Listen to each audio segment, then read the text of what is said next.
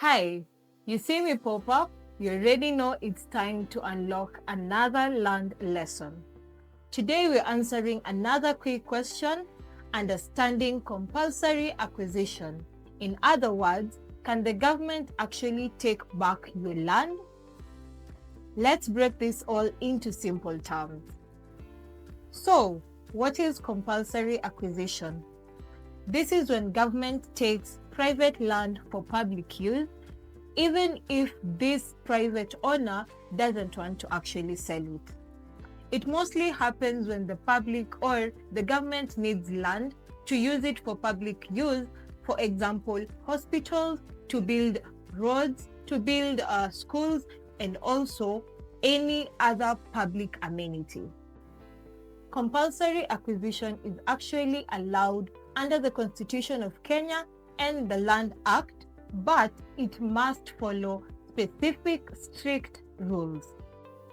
So here is how it actually works. The government gets to publicly announce this whole situation through the Kenya Gazette and newspapers.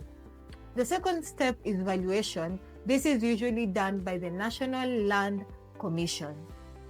The third step is this landowner is actually given full and prompt compensation, and in other times or sometimes they are also given a disturbance allowance.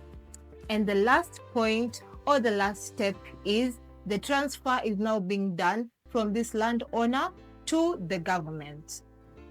Here is a key thing you need to note. As a landowner, you cannot stop compulsory acquisition, but you do have rights.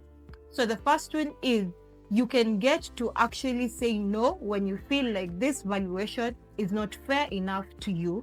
And the second one is you have to get and receive your compensation fully before you vacate your own piece of land. A good example is when the government needed to build the SGR, they had to buy private land in some certain areas. This is why due diligence is important. If land is extremely cheap and next to a new road project, it might have actually been earmarked for acquisition. Land buying doesn't have to be scary. Follow us at Faraja Settlers so that we can discover how land buying can be simple, secure, and stress-free.